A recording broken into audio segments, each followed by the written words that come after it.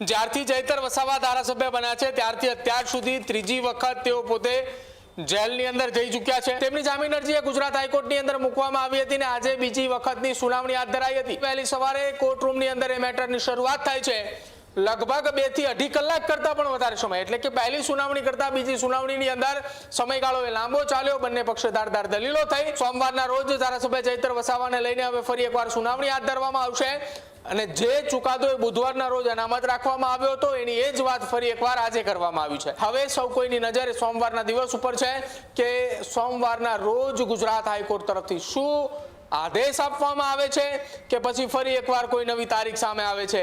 केम के डेडियापाडाना धारासभ्य चैतर वसावाने लईने तेमनी राजकीय पार्टीना नेता तो ठीक परंतु तेमना विस्तारना लोको के जे आदिवासी विस्तारनी अंदर वसवाट करी रह्या छे तेमनामां एक वधारे कुतूहलता छे के क्यारे ए धारासभ्य जेलनी बहार आवे छे, क्यारे तेमने जामीन मळे छे। कोर्टनी अंदर आजे तेमनी जामीन अरजी पर सुनावणी हती परंतु चैतर वसावानी जामीन अरजी ए आजे पण जे छे ते मंजूर न थई। हवे सोमवार सुधीनो समय आपवामां आव्यो छे। चैतर वसावानी जामीनने लईने मोटा समाचार। आज फरी हाईकोर्टमां 2 कलाक करता वधु सुनावणी चाली छे। गुजरात हाईकोर्टमां वधु एक तारीख पड़ी छे। चैतर वसावानी जामीन अरजी पर हवे सोमवारे सुनावणी थशे। बुधवारे अने शुक्रवारे बंने पक्ष वच्चे धारदार दलीलो थई। चैतर वसावा सहित 3 लोकोनी जामीन अरजी पर दलीलो थशे।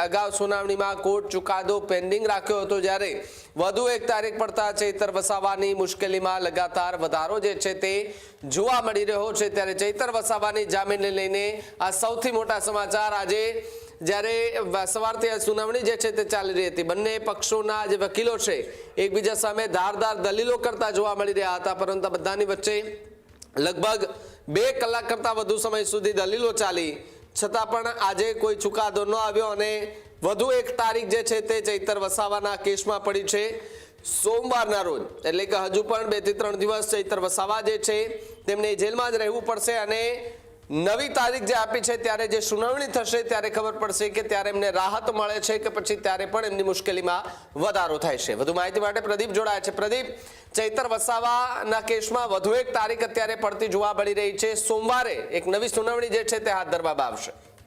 बिल्कुल भाविक, डेडियापाडाना धारासभ्य चैतर वसावानी मुश्केलीमां सतत दिवसे ने दिवसे हवे वधारो थई रह्यो छे।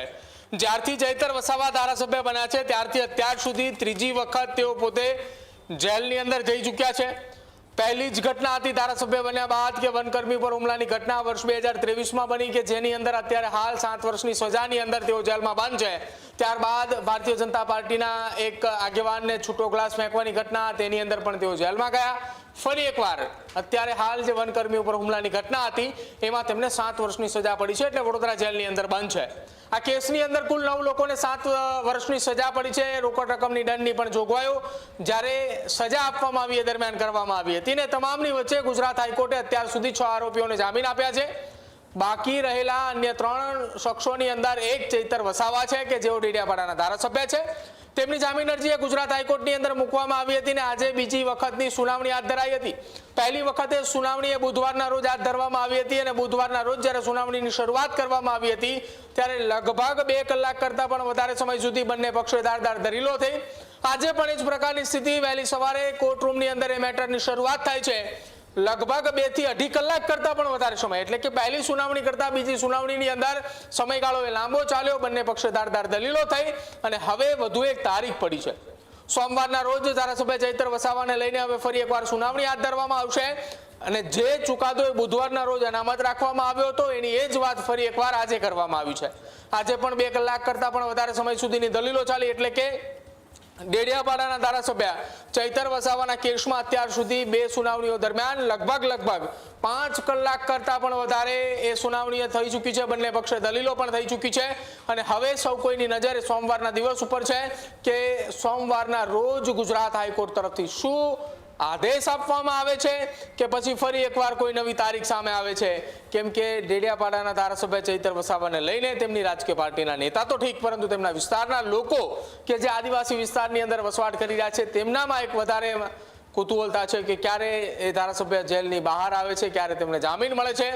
અને બીજી તરફ હજુ પણ એક શંકાની છોય એ તેમના ધારાસભ્ય પદ પર અત્યારે ટીંગાઈ રહી છે કે તેમનું પદ એ કેમ રદ નથી કરવામાં આવતું, અથવા તો રદ ન કરવા પાછળનું કોઈ સત્તાપક્ષ કે પછી ગુજરાત વિધાનસભાની કોઈ આખી વ્યૂહરચના છે કે શું, તેના ઉપર અત્યારે સૌ કોઈ ચર્ચા કરી રહ્યા છે.